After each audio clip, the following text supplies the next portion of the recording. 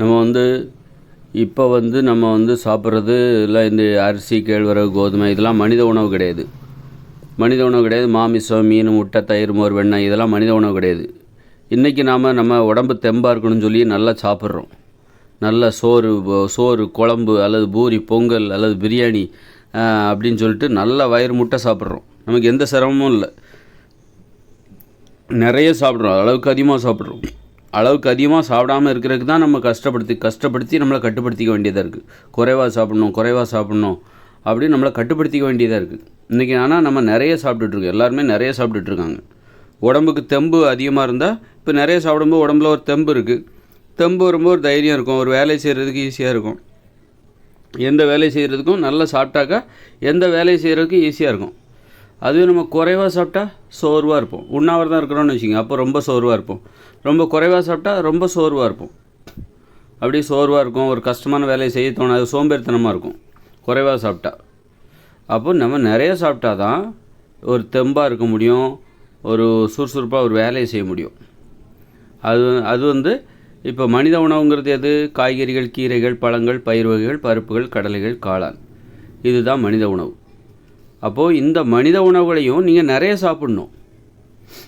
எப்படி நீங்கள் சோறு, பூரி, இந்த மாதிரி அரிசி, கேழ்வரகு, கோதுமை, அரிசி, மாமிசம், மீன், முட்டை, தயிர், மோர், வெண்ணெய் இதை எப்படி நீங்கள் அதிகமாக சாப்பிட்றீங்களோ அதே மாதிரி.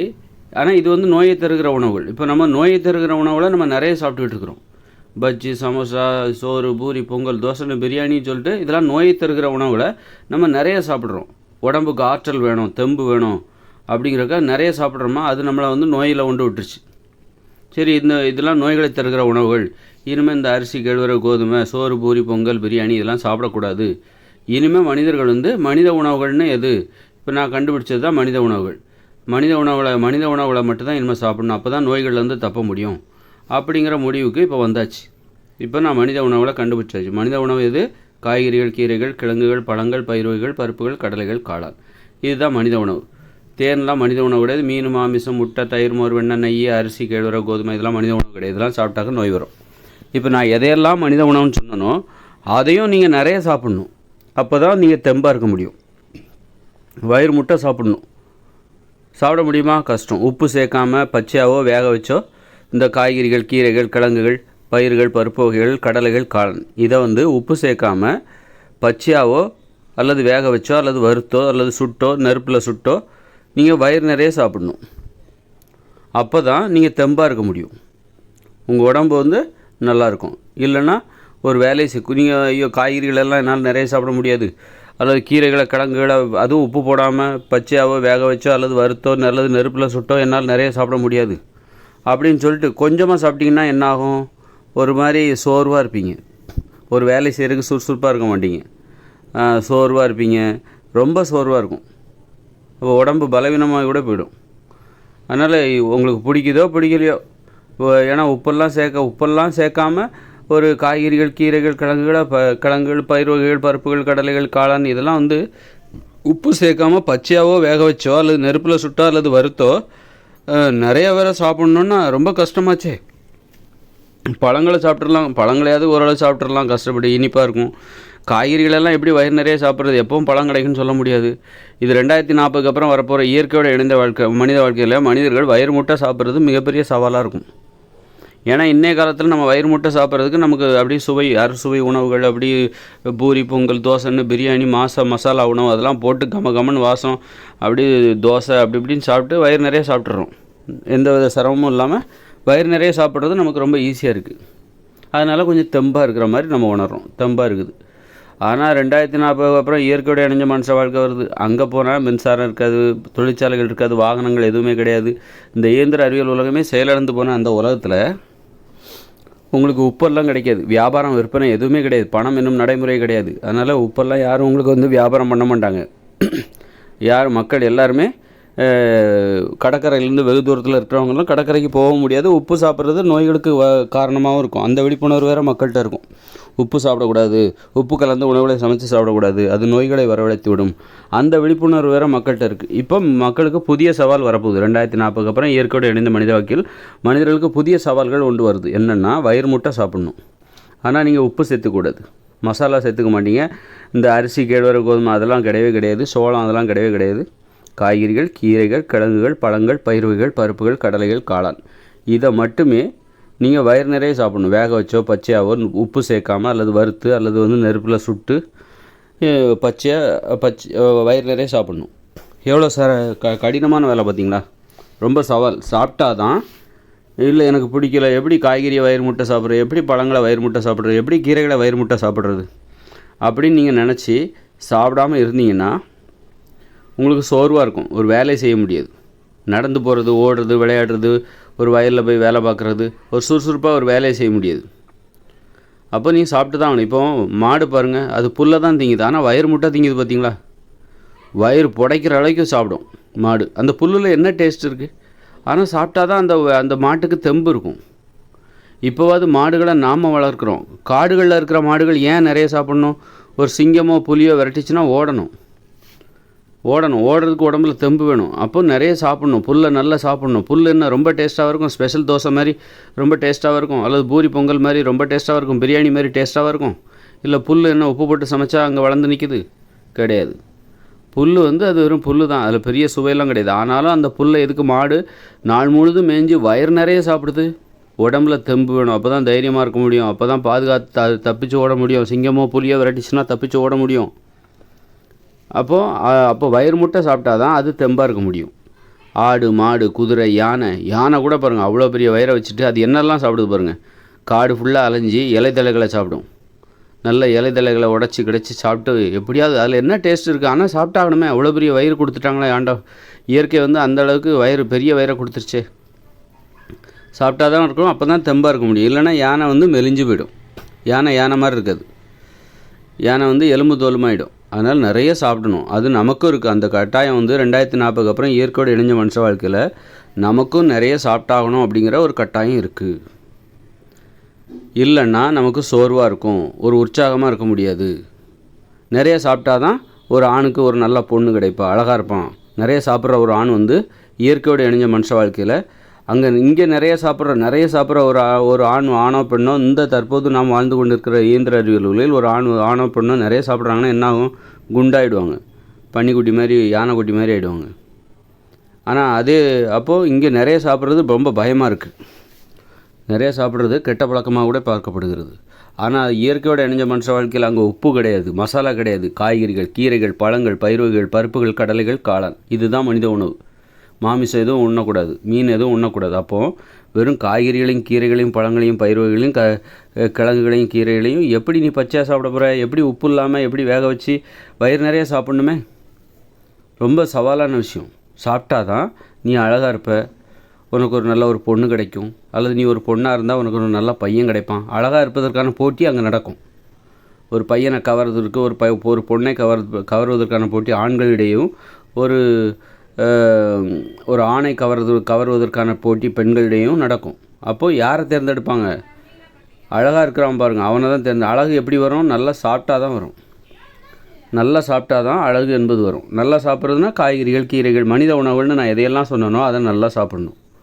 நல்லா சாப்பிட்டா தான் அவங்க வந்து உடம்பு தெம்போடு இருப்பாங்க, பார்க்குறதுக்கு அழகாக இருப்பாங்க. என்னால் காய்கறிகள், கீரைகள், கிழங்குகள், பழங்கள், பயிர் வகைகள்லாம் நல்லா சாப்பிட முடியாது, வயிறு நிறைய சாப்பிட முடியாதுன்னா நீ தோற்றுருவேன். எலும்பு தோலுமாயிடுவேன். பார்க்குறதுக்கு அவ்வளோ நல்லா இருக்க மாட்டேன். ஒரு வேலையெல்லாம் ஒழுங்காக செய்ய மாட்டேன்.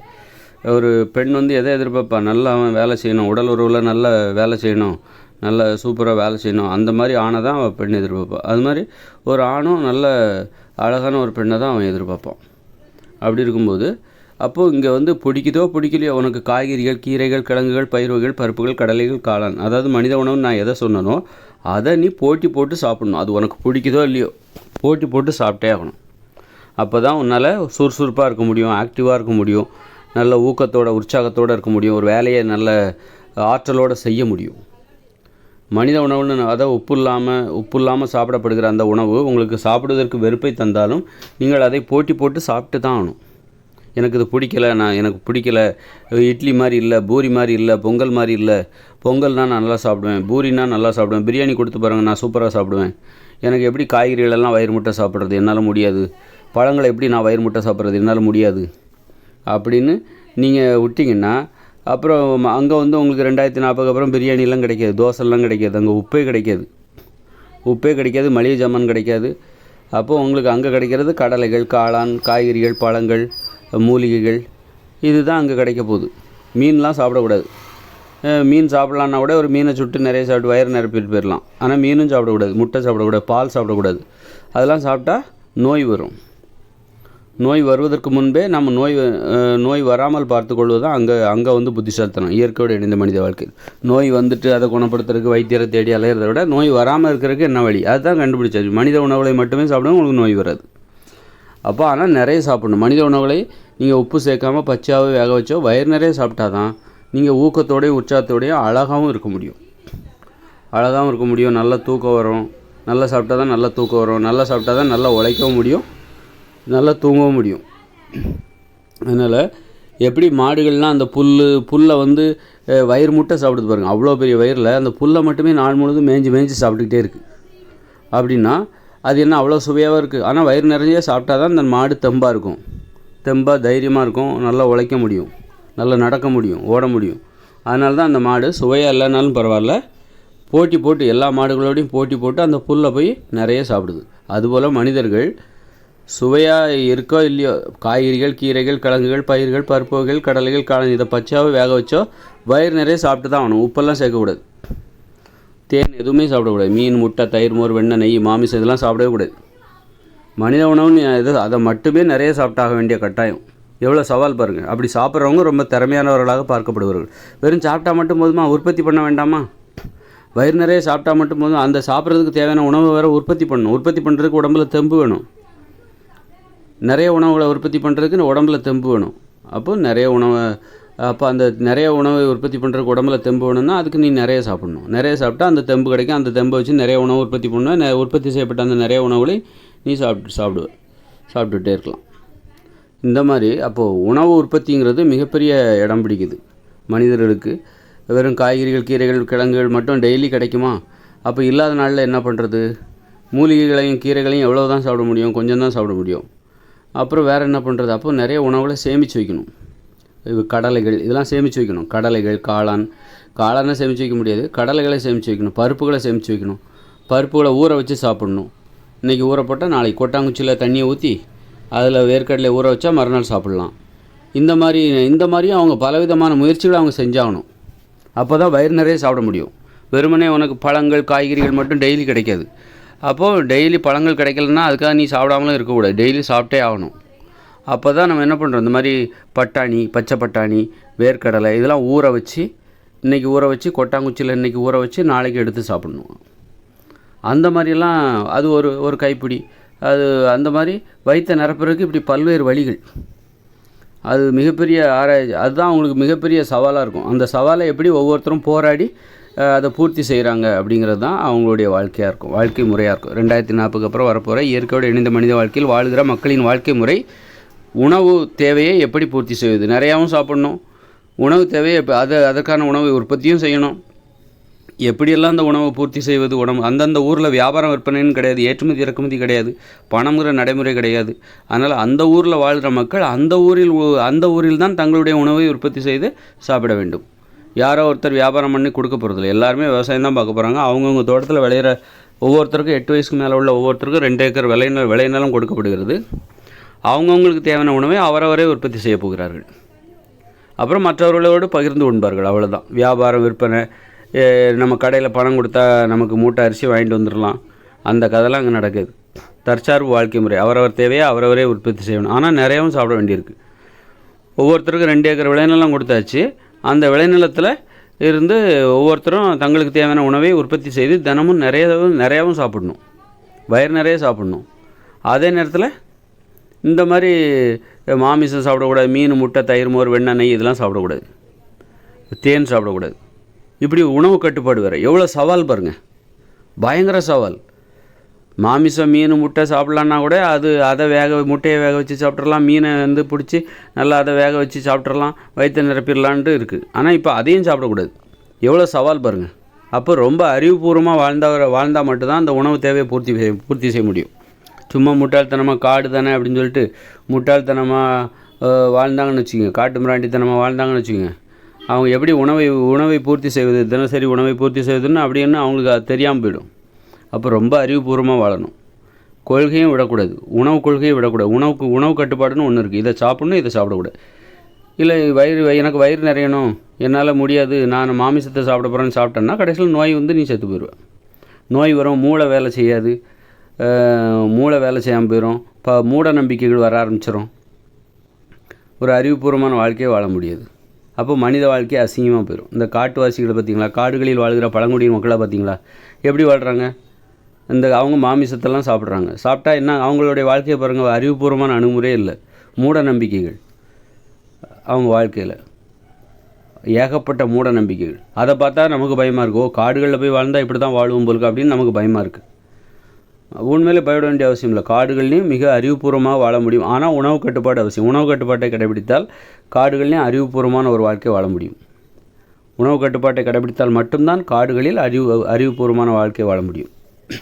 அதாவது மாமிசம், மீன், முட்டை, தயிர், மோர், வெண்ணெய், நெய், தேன் இதெல்லாம் சாப்பிடக்கூடாது. இதெல்லாம் மூட நம்பிக்கைகளை ஏற்படுத்தும், வன்முறை உணர்ச்சியை தூண்டும், நோய்களை ஏற்படுத்தும். ஒரு அசுத்தமான அநாகரிகமான வாழ்க்கைக்கு அது வழி செய்துவிடும். அதற்கு இந்த உலகத்தில் ஏகப்பட்ட சாட்சி இருக்குது. இந்த உலகமே சாட்சி. காடுகளில் வாழ்கிற மக்களும் சரி, நம்மளை மாதிரி நாடுகளில் வாழ்கிற மக்களும் சரி, நாகரிகம் இல்லாமல் அநாகரிகமான ஒரு வாழ்க்கையை வாழ்ந்து கொண்டிருக்கிறார்கள். அதற்கு என்ன காரணம்? அவர்களுடைய உணவு முறை அவ்வளோ அநாகரிகமான உணவாக இருக்கிறது. மனித உணவுகளை அவர்கள் சாப்பிடவில்லை. எதை சாப்பிடக்கூடாது என்று நான் சொல்லுகிறேனோ அதைத்தான் அவர்கள் சாப்பிட்டு கொண்டிருக்கிறார்கள். அதனால்தான் அவங்க இப்போ தற்போதுள்ள உலகில் இவ்வளோ மூட நம்பிக்கை, இவ்வளோ நோய்கள், இவ்வளோ குற்றங்கள் எல்லாமே நடக்கிறதுக்கு காரணமாக இருக்கிறது.